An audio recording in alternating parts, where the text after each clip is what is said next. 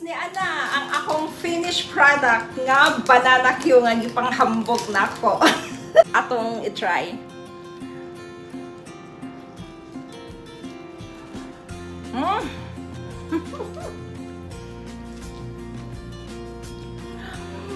Lami kayo guys, nakakaunag yung kong banana Q. Hi guys! So karong hapuna magluto na punta og my favorite Filipino merienda. So I guess you already have in your mind what is it. So magluto ko karon og banana Q. So let's start cooking. So inunanin niya mong banana guys, di yun siya dagko. Gagmay lang siya unlike sa tong banana sa Philippines, but it's okay na. You see how cute it is. So gagmay kayo siya guys, no? Pero okay na.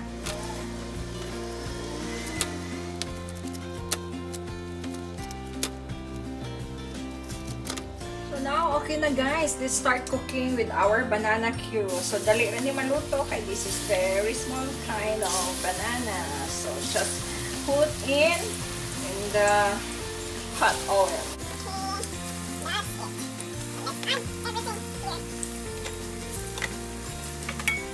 So, i-flip lang nato guys. Kadali. Okay. Gamay rin siya og spirito guys.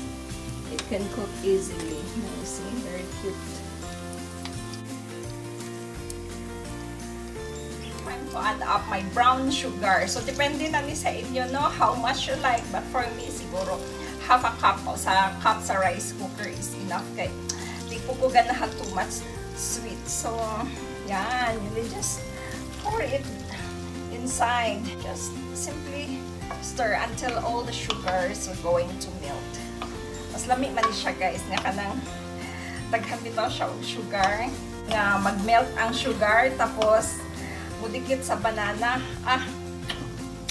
That's my favorite guys. Uy guys, comments baya mo ha kung kanana ang dinimaw ako ang pagkaluto sa banana Q. Kay wag ibaligya din sa among buon.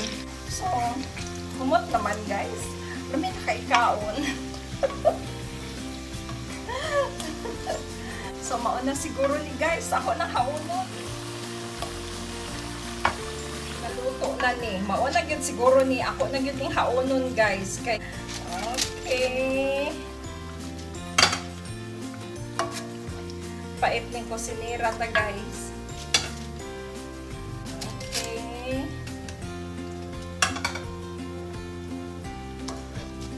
Trying hard guys ta kani magpuyo tas layo guys. Unya gusto ta mukaon nga way makaon. So trying hard maning kamot gyud ta anig luto. Balag di magkadimao guys. Okay, it's done. Oh my goodness guys. Mauna ni ako ang banana Q. Banana pa ni fried banana. Dili pa ni banana Q guys. Kaya pa man ako gitusok og skewers. So, maura to guys. Daghan kayong salamat. Thank you for watching. I hope nalingaw mo sa ato ang video karon. Lingaw-lingaw rin din ako sa balay guys. Especially kung ako ra isa kamingaw kaayo, no? So, thank you for spending time with me today. So, see you next time.